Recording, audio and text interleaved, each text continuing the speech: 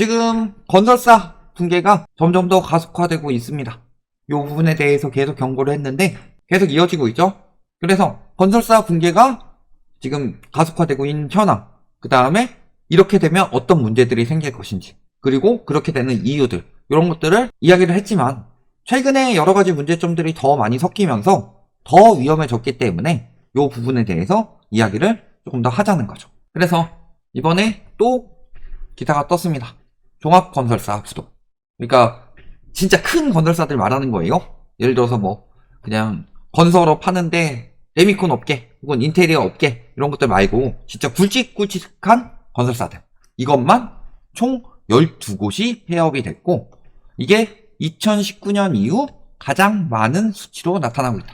즉 코로나 때 이럴 때보다 훨씬 더 많이 무너졌다는 소리죠.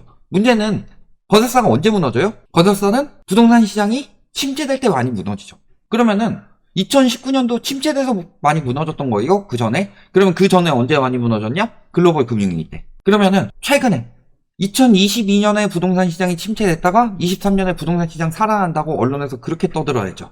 하지만 이게 진짜 상승장이 아니었던 이유, 건설사들이 저렇게 무너지고 있는 것을 보면 사람들은 여력이 없는데 대출을 많이 내줘서 조금 거래량 늘리고, 그러면서 여러 가지 뭐 담합하고 뭐 전세가 띄우기 하고 이런 식으로 해서 가격만 띄웠을 뿐이지, 실질적으로 건설사가 무너지고 있는 상황이 계속 지속되고 있다면 이것은 부동산 시장이 살아난 것이 아니다.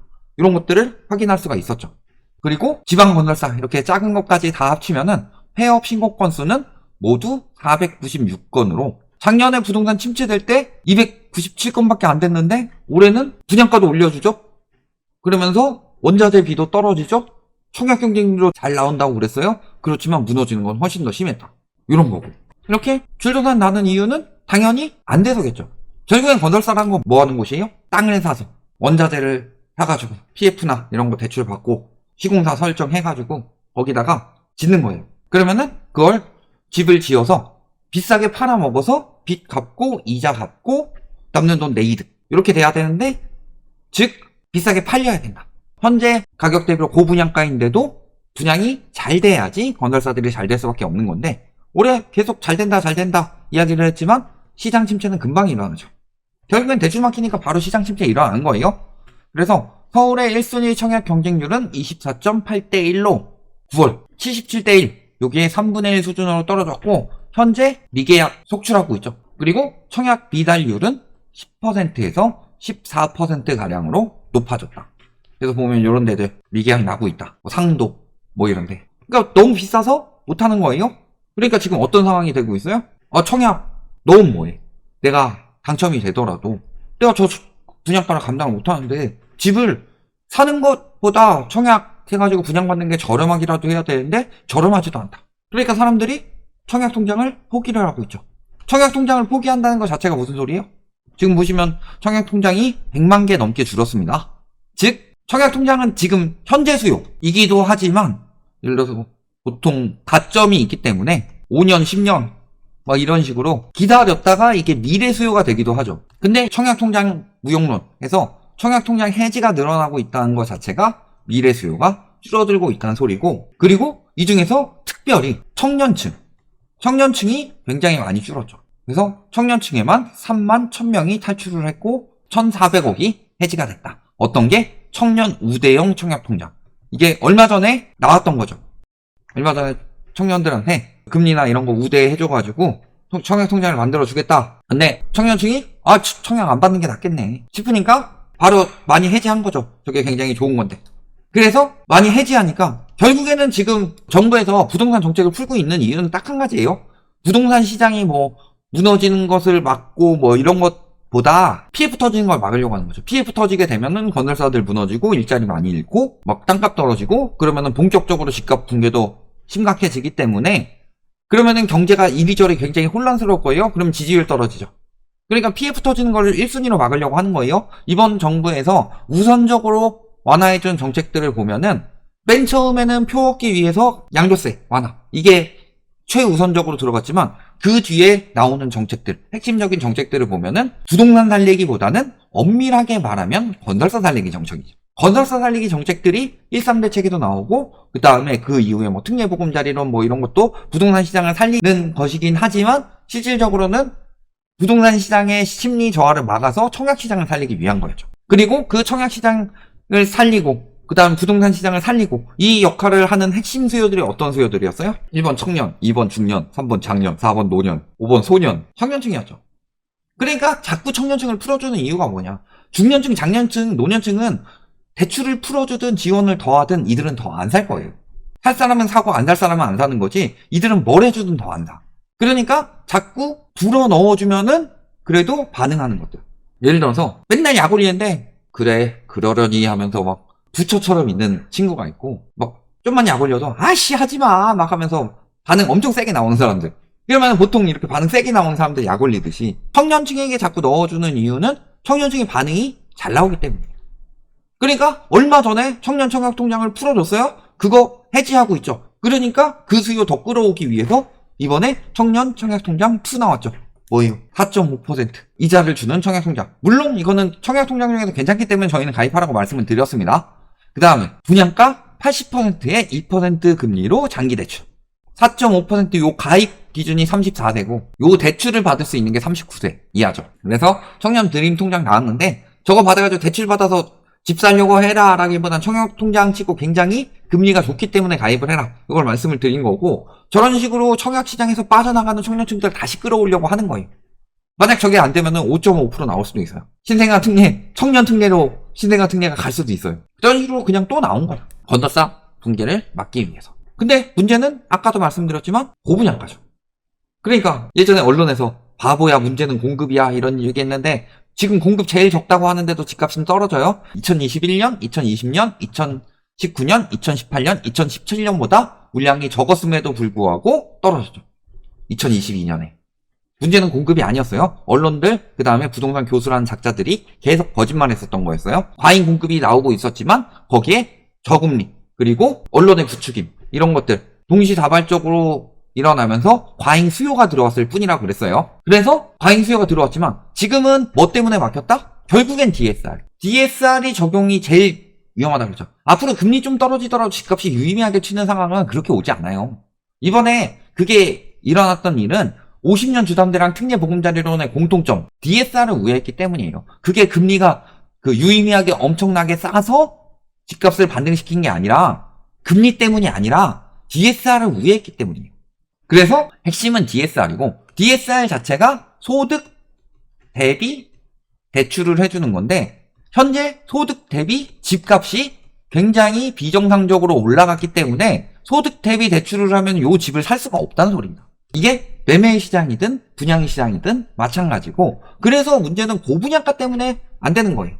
그러니까 건설사 살리기 별 아무 난리를 다 쳐도 살아날 수 있는 방법은 3가지밖에 없어요.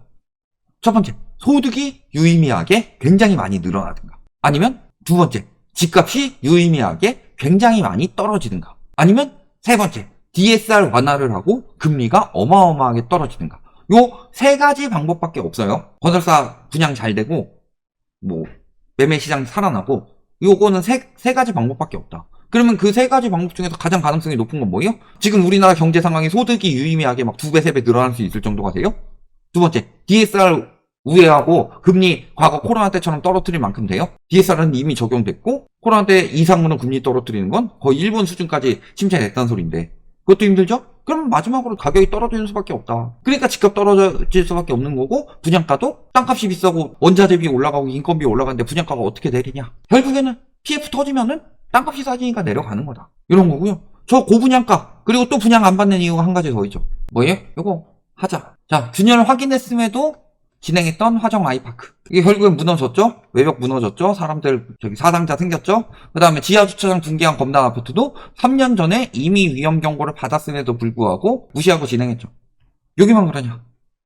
30억짜리 아파트인데 마루가 시골집 할머니 오래된 단독주택, 요런 마루 같은 느낌이에요. 그리고 송도 신축 아파트 보면은 문 옆에 막 다 깨져 있어. 집도 완성도 안 돼 있는데 막 입주하고 있어요. 이런 것들이 있으니까 믿음이 안 가니까 하는 거예요. 가격은 저렇게 비싸게 받는데 물건은 더 안 좋아. 요즘에 그런 이야기 있잖아요. 옛날보다 가격은 많이 비싸졌는데 줄어들었어. 그거 가지고 엄청 욕하죠. 예를 들어 과자를 하나 사더라도 나는 과자가 이만큼 들어있기를 바랬는데 메인은 우리가 비싼 돈을 주고 질소를 사는 거였죠. 그리고 과자라는 완충제를 조금 넣어준 거죠. 우리는 이 완충제를 사려고 했는데 그런 걸 가지고 엄청 욕하죠. 가격은 비싸졌는데 왜 내용물은 더 개판이냐, 이런 거 가지고 뭐라고 하는데 지금 보면 어때요? 건설사들이 하는 게 똑같다. 가격은 더 비싸졌는데 집은 더 개판이에요. 그러니까 사람들이 무서워서 못 사는 거죠. 근데 저것들이 똑바로 처리가 되느냐? 처리도 안 되죠. 그러니까 건설사들은 한탕 처먹고서 많이 빠지는 거예요. 이 부분에 대해서 얘기를 되게 많이 했고, 건설사들이 지금 너무 힘들어서 무너진다. 이미 저기 번 것들 다른 데로 돌린 것들 굉장히 많고요. 빼갈 만큼 빼가고 여기는 지금 딱 유지할 만큼만 했다가 안 되면 그냥 무너뜨리는 경우인 거고. 그러니까 진짜로 내가 건설사에 사활을 걸고서 회복을 시키려면은 저런 것들 하자난 것들 잘 처리해주고 신뢰 쌓아가지고 비싼 가격으로 분양을 하더라도 여기는 믿을만하니까 산다, 이런 형식으로 진행이 돼야 되는데 그것도 개판으로 하고 있잖아요. 지금 보면 어때요? 요거 아이파크 무너졌죠? 이거 전면 철거한다고 그랬는데 지상층 존치해서 반쪽 철거한다고 한다, 뭐 이런 이야기 나오죠? 그리고 여기 불법 하도급 한 사람들 실형도 아니고 집행유예 나왔어요. 이런 식으로 하니까 계속 개판이 나오는 거지. 이거 굉장히 중요한 중대한 범죄 아니에요? 사람들 많이 다쳤는데. 또 GS 무너진대. 전면 재시공 약속 3개월 만에 입장 바꿨다. 그리고 전면 재시공이든 뭐 일부 재시공이든 간에 예를 들어 1년 걸려요? 그럼 이 사람들은 입주 시기 맞춰서 전세든 월세든 하고 나왔다가 1년 걸린다고 하니까 또 자금 마련해가지고 어디 가서 또 살아야 되죠. 이 주거비 지원이 들어가야 되는데 주거비 지원, 그 다음에 여기 들어가 있는 중도금대출 이자 계속 내야 되죠. 이런 것들을 솔직히 시공 개판으로 한 건설사에서 해줘야 되죠. 근데 그것도 안 해주겠다 이러는 거예요. 이런 상황인 거. 그래서 보시면 지체 상금, 그래서 채무 이행하지 않았을 경우 이런 것들 지급해라 라고 하는데 기준점 없어서 피해갈 수 있다. 그 다음에 주거지원금, 입주 일정이 미뤄진 만큼 대체 주거를 위해서 필요한 금액을 지원을 해라. 근거 없으니까 안 줘도 되죠. 그러니까 배째라 나오는 거예요. 이런 것들을 잘 만들어야지. 입주까지 기간이 지체되면서 중도금 대출 이자 떠안아서 요거 사업자가 이자 대납하는 방식으로 해결을 하는데 요것도 법적 근거 없으니까 안 해주는 거. 금액 한도도 확실하게 되는 거 아니고. 그러니까 계속 분양이 안 되는 거예요. 왜 분양 시장이 안 되겠느냐? 왜 PF 문제가 생기겠느냐? 근본적인 원인은 건설사한테 있어요. 고분양가인데 개판으로 있고 보상을 똑바로 안 해준다. 그래서 사람들이 무서워서 분양을 안 받는 거죠. 굉장히 거액이 들어가는데. 그런데도 불구하고 분양시장 무너지면 나라 망합니다. 우리 허그든 뭐든 안 되면 국민 세금 들어갈 건데 일단은 건설사 살리기 위해서 PF 지원 들어갑시다. 여러분들 분양 받읍시다. 청년들 분양을 받으세요. 분양 받으려고 우리가 상품 내드리겠습니다. 계속 이런 식으로 하고 있는 거다. 근본적인 걸 고치지 않고 부실은 부실대로 두면서 청년층만 계속 유지를 한다. 이게 이번 정부에서 하고 있는 게 뭐냐? 집을 주거의 용도로는 하나도 생각하지 않고 계속 투기의 용도로만 쓰도록 만드는 거고, 그 심리를 부추겨가지고 공급 부족이니까 집값 오를 겁니다. 공급 부족이라서 우리가 공급하는 거예요. 라고 해놓고 공급 정책 하나도 안 내고 PF 정책만 내가지고 청년층 계속 끌어들이고만 있는 거다. 이런 식으로 해서 내가 저런 것들 가입해서 금리 저렴하게 해서 대출 80%까지 나와서 분양을 받았어요. 그럼 뭐예요? 집값이 떨어지면 나는 원금이 날아가. 그러니까 가끔가다 여기 와서 물어보시는 분들이 있어요. 제가 이번 연도까지 혹은 내년까지 디딤돌 대출이 나오는데요. 뭐 1%, 2%대 금리 앞으로 그 뒤에 못 받을 것 같아요. 그러니까 지금이라도 분양 받는 게 괜찮을까요? 집값 떨어지더라도? 아니요. 이자를 조금 더 내고 말지. 원금이 날아가는 것보다는 원금이 그것도 조금 날아가는 게 아니라 어마어마하게 날아가는 것이기 때문에요. 손실이 엄청납니다. 왜 그렇게 비교를 하느냐. 그러니까 막차에 항상 청년들이 물리는 거예요. 막차에 항상 외곽 지역들이 물리고. 이거 글로벌 금융위기 때도 그랬고 과거 91년도에도 그랬고 항상 떨어질 때 똑같이 나오는 현상이다. 그리고 이거는 절대로 살아날 수가 없다. 왜? 이렇게 될 거니까요. 지금 건산형에서 예상하건대 향후 브릿지농 금리는 20%, 본 PF 대출 금리는 15%로 오를 것으로 전망이 된다. 즉, 안 받아주면 건설사들 무너지니까 할인 분양으로 나오든가 아니면 경공매로 나오는 거예요. 우리가 들어갈 필요가 없어요. 이거 안 기다리고 들어가게 되면은 이 이자 부담 누구한테 떠넘기는 거예요? 수분양자한테. 근데 물론 이 기사는 이런 식으로 해서 재건축 조합들 죽어난다 이 얘기지만 사실 비싸게 팔아먹으려고 하면 조합들은 좀 죽어나야죠. 왜냐면은 그 사람들은 대부분 현재 가격에 산 게 아니라 쌀 때 사가지고 지금까지 오를 때까지 버텼던 사람들이라서 가격 떨어져도 괜찮은 사람들인데. 그러니까 늘 말씀드리지만 분양시장 급해질 이유 절대 없습니다. 공급 부족이라고 해서 가격 오르는 거 아니에요. 항상 공급 부족 이야기 나오고 분양 줄어들고 입주가 줄어드는 이유는 건설사들이 무너지고 PF가 힘들고 그래서 부동산 시장이 침체되기 때문에 나오는 거라서 오히려 공급이 줄어들고 있을 때가 절대 들어가면 안 될 시기다. 그러니까 괜히 불안해하지 말고 기다리셔라. 그리고 가격이 유의미하게 떨어질 수밖에 없는 시장이 PF 금리가 저렇게 나오면은 조만간 터지고요. 조만간 터지면 이게 금융권 번집니다. 그래서 계속 경고를 하는 거예요. 즉 급해질 필요 하나도 없다. 여기까지 말씀드리겠습니다.